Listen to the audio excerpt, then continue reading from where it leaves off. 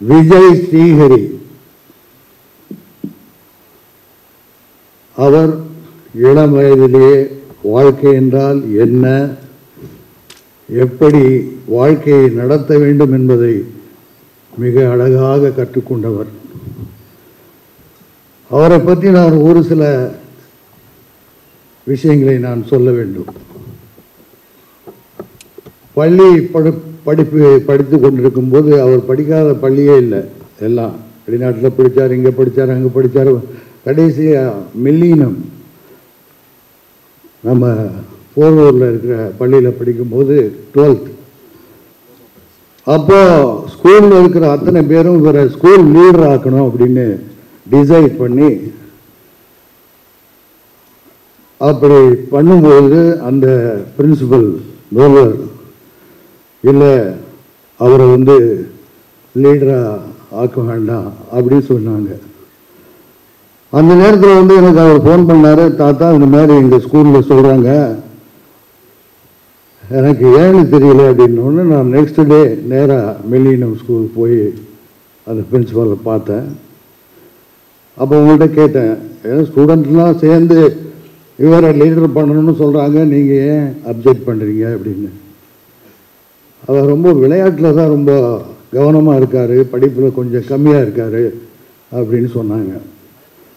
உடனே சொன்னேன் நான், அவருடைய கிளாஸ் டீச்சரை கூப்பிடுங்க, அவங்களுக்கு கேட்டால் தெரியுமில்ல எப்படி படிக்கிறாருன்னு அப்படின்னு. உடனே என்ன பண்ணாங்க, டீச்சரை இன்டர்காம் பண்ணி கூப்பிட்டாங்க. வந்தார். வந்தோடனே அவங்ககிட்ட கேட்டாங்க இந்த மாதிரி எப்படின்னு. இது பில்லியன் ஸ்டூடெண்ட்டு, நல்லா படிக்கிறாரு அப்படின்னு. நான் சொன்னேன், அதில்ப்பா தான் டீச்சரே சொல்கிறாங்க, நீங்கள் மறுக்க காரணம் என்னன்னு அப்படி கேட்டேன். அவன் பாருங்கள் என்னை பார்க்குறான், அவன் ஐஸ் பவர்ஃபுல் ஐஸ், யாரும் பார்த்தா அவன்கிட்ட அவ்வளோதான் அப்படின்னு என்கிட்ட சொன்னாங்க. சொல்லிட்டு உடனே அவனை லீடர் ஆக்கினாங்க. அடுத்த ஆண்டே அவர் 12th முடிக்கும்போது ஒரு பெரிய ஃபங்க்ஷன், ஸ்கூல் ஃபங்க்ஷன், அதுக்கு லீடர் தான் பேசினாங்க. என்ன பர்டிகுலராக அந்த பிரின்சிபல் கூட சொல்லியிருக்காங்க, உங்கள் தாத்தா அந்த ஃபங்க்ஷன் கூப்பிடுங்கன்னு. ஸோ நான் அந்த ஃபங்க்ஷனுக்கு போனேன். இவர் எல்லாரும் பாராட்டி ஒரு லீடர் அப்படின்னா இப்படி தான் இருக்கணும் அப்படிங்கிறத ஸ்கூல்லையே நிரூபித்தவர் அந்த பிரின்சிபல் வாயால் அது சொன்னார்கள். அதுக்கப்புறம் நீ என்னப்பா பண்ண போகிற லைஃப்பில், எப்படி என்ன இதுக்கு மேல் படிப்பு என்ன அப்படிங்கும்போது, நான் லைலா காலேஜில் விஷுவல் கம்யூனிகேஷன் போனாரு. சரி உன்னுடைய விருப்பம் ஏதோ அதை பண்ணு அப்படின்னு சொன்னேன். திடீர்னு ஒரு நாள் அவருடைய அப்பா ஆகாஷ் அவர்களுடைய சிஸ்டர், அவங்களுக்கு அத்தை ஃபோன் பண்ணாங்க எனக்கு. அந்த மாதிரி ஸ்ரீநிதி வெளிநாட்டில் போய் படிக்கணும்னு நினைக்கிறாரு, ஆனால் இங்கே லைலா காலேஜில் இடம் கிடைச்சிருக்கு, இருந்தால் கூட வெளிநாடு போகணுன்றாரு. அப்படியே அவர் எப்படி விருப்பப்படுறாரோ அதை செய்வோம், எந்த நாட்டில் படிக்கணும்னு கேளுங்க அப்படின்னேன். அமெரிக்காவா, லண்டனா, சிங்கப்பூரா? ஏன்னா ஒரு குழந்தை படிக்கணும்னு சொல்லும் பொழுது அதை என்கரேஜ் பண்ணுறது தான் நம்முடைய கடமை. உடனே லண்டனுக்கு கிரீன் பீச் யூனிவர்சிட்டியில் அப்ளிகேஷன் போட்டு உடனே செலெக்ஷன் ஆகி வர்றதுக்கு அழைப்பு வந்துடுச்சு. லண்டனுக்கு போய் 3 வருஷம் டைரக்ஷன், நடிப்பு, ப்ரொடக்ஷன் இது சம்மந்தப்பட்ட அத்தனையும் படிச்சுட்டு வந்தார். வந்தோடனே என்னப்பா அடுத்தது என்ன செய்ய போகிறீங்க அப்படின்னு கேட்டேன். இல்லை டைரக்ஷன் பண்ணணும், நல்ல டைரக்டராக பார்த்து நான் அசிஸ்டண்ட்டாக ஒர்க் பண்ணணும்னு நினைக்கிறேன்னாரு. அப்படின்னா யாரும் சொல்லு, நான் வேணா சொல்லி ஏற்பாடு பண்ணுறேன் அப்படின்னேன். இல்லை நானே ஏற்பாடு பண்ணிக்குவேன், என்னுடைய திறமையினால தான் நான் வரணுமே தவிர யாரும் சொல்லி நான் வரக்கூடாது அப்படின்னு என்கிட்டே சொல்லிட்டாரு. சரி உங்கள் விருப்பம் அப்படின்னா பல இயக்குநர்களை போய் பார்த்துருக்காங்கன்னு நினைக்கிறேன். ஏன்னா இப்போ இயக்குநர்கள்லாம் 10 பேர், 15 பேர், 20 பேர் உதவியாளராக இருக்காங்க, அவங்களையும் குறை சொல்ல முடியாது. அப்படி இருந்துட்டு இருக்கும்போது ஒரு நாள் சரி அடுத்தது என்ன நினைக்கிறேன், நடிப்பை பற்றி படிச்சிருக்கேன், நடிக்கிறதுக்கு பண்ணலாமா அப்படின்னு கேட்கும்போது எந்த முடிவும் சொல்ல. அவங்க அப்பாக்கிட்ட அதிக நேரம் எடுக்கிறேன்னு நினைக்காதீங்க, கருத்தை சொல்லணும். நான் அவங்க அப்பாக்கிட்ட சொல்லி பேசிகிட்டு இருக்கும்போது நான் சரின்னு கேட்டு வந்துட்டேன். ஒரு 2 நாள் கழித்து திடீர்னு வந்து என்னுடைய நெருங்கிய நண்பர் தமிழகத்தின் சூப்பர் ஸ்டார் ரஜினிகாந்த் அவர்கிட்ட நான் வந்து எதுவுமே அவர்கிட்ட ஃபைனல் டிஸ்கஷன் ஒன்று அதை அவர்கிட்ட கேட்பேன். அவரும் எனக்கு சரியாக அட்வைஸ் பண்ணுவார். அது மாதிரி தான் பண்ணுவேன். ஸோ 2 நாள் கழித்து திடீர்னு ஃபோன் பண்ணேன். ரஜினி சாருக்கு ஃபோன் பண்ணி, சார் உங்களை நான் பார்க்கணும். என்ன விஜய், என்ன விஷயம் அப்படின்னா, ஒன்றும் இல்லை பார்க்கணும். ஓகே, நானே காலையில் 10 மணிக்கு வாங்க அப்படின்னாரு. நான் உடனே வந்து ஸ்ரீஹரியை ஃபோன் பண்ணி, இப்போ நம்ம ரஜினி சாரை பார்க்க போகிறோம், நீ வா அப்படின்னு. என்ன தாத்தா திடீர்னு வந்து ரஜினி சாரை பார்க்கணுன்னு நீ வா, அங்கே பேசிக்கலாம் அப்படின்னு சொல்லிட்டு கூட்டிகிட்டு போனேன். ரஜினி சாரை இன்ட்ரடியூஸ் பண்ணேன். அவரை பார்த்த உடனே அவர் அப்படியே விளாண்டு போயிட்டார். என்ன விஜய், சின்ன குழந்தைய பார்த்தது இவ்வளோ பெரிய பையனாக இருக்கார், என்ன பண்ணுறாரு இது மாதிரி வந்து லண்டனில் படிச்சுட்டு வந்திருக்காரு. இப்போ முக்கியமான ஒரு டிஸ்கஷன் என்ன அப்படின்னா, அவர் டைரக்ஷன் படிச்சிருக்காரு, நடிப்பு படிச்சிருக்காரு, ப்ரொடக்ஷன் படிச்சிருக்காரு. இப்போ எதில் அவர் வந்து போகணுங்கிறத நான் வந்து கட்டாயப்படுத்தலை. நீங்கள் அவர்கிட்டயே கேளுங்க, அவர் என்ன டிசைட் பண்ணுறாரோ அந்த வழியில் நம்ம செய்யலான்னு நினைக்கிறேன் அப்படின்னு சொன்னோன்னே இவர்கிட்ட ரஜினி சார் கேட்டார், உங்கள் விருப்பம் என்ன விஜய் அப்படின்னு பேசிக்கிட்டு அவரை பார்த்துக்கிட்டே இருந்தார். அப்போ சொன்னார், நான் வந்து அங்கிள் நான் வந்து ஆக்ட் பண்ணுறது தான் இப்போ விரும்புகிறேன், ஏன்னா அதுதான் ஒரு சிறந்த இதுவாக இருக்கும்னு நான் கருதுன்னு சொன்னோன்னே, அப்புறம் என்ன விஜய் அவரே ஆக்ட் பண்ணணும்னு சொல்கிறாரு, ஒரு நல்ல கதையாக பார்த்து, நல்ல ப்ரொடியூசராக பார்த்து, நல்ல டைரக்டராக பார்த்து நீங்கள் வந்து பெருசாக பண்ணுங்க அப்படின்னாரு. நான் சொன்னேன், அவருடைய அப்பா ஆகாஷ் அவர்கள் பிரபு சாலமன் டைரக்டரோட ரொம்ப நெருக்கமானவர். அவர் படத்தில் என்ன நடிச்சிருக்காரு.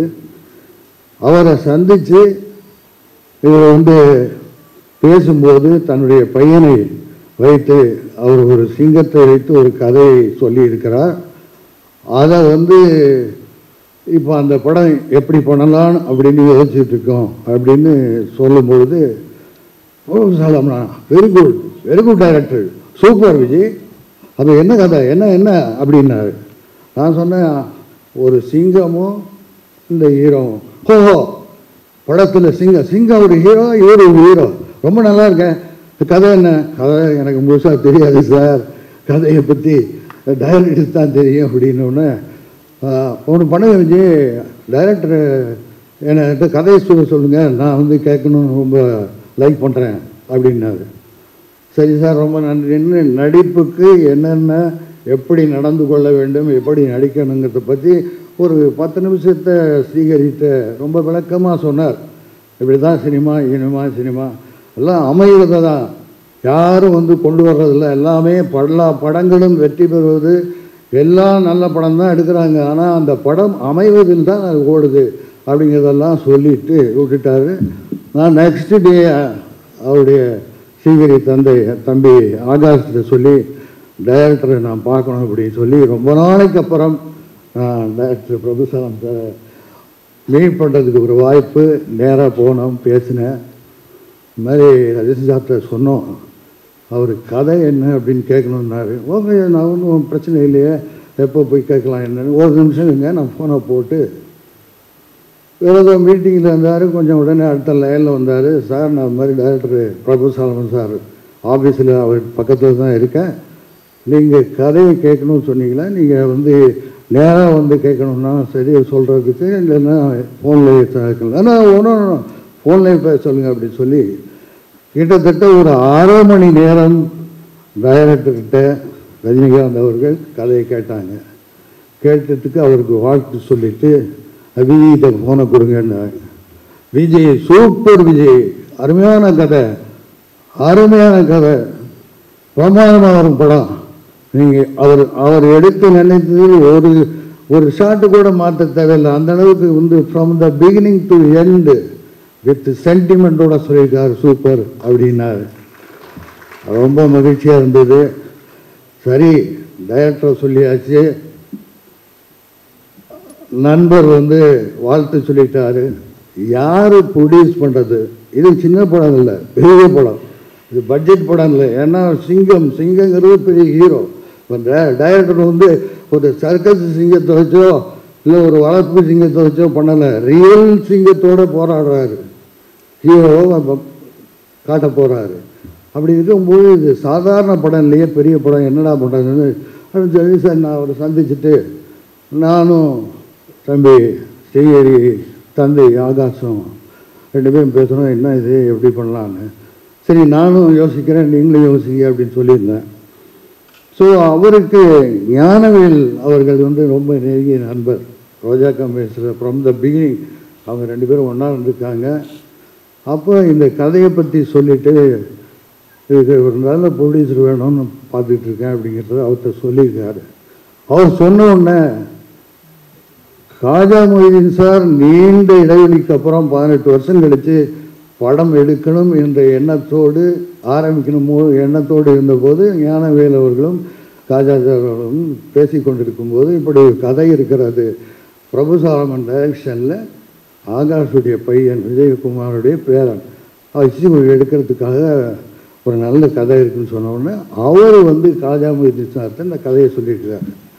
சொன்ன உடனே கதை அவருக்கு ரொம்ப பிடிச்சி போச்சு காஜா மொய்தீன் சாருக்கு. உடனே என்ன பண்ணாங்க, இமிடியேட்டாக டைரக்டரை மீட் பண்ணி கதையை கேட்டாங்க. 2 நாளில் டக்குன்னு சொன்னாங்க. டைரக்டரை ஃபிக்ஸ் பண்ணாங்க, அட்வான்ஸ் கொடுத்தாங்க, ஹீரோ ஃபிக்ஸ் பண்ணாங்க, அட்வான்ஸ் கொடுத்தாங்க, லொக்கேஷன் கிளம்பிட்டாங்க. இப்படி இந்த படம் நான் அதுக்கப்புறம் வந்து பிரபு சாலமன் சார்கிட்ட நான் பேசவே இல்லை.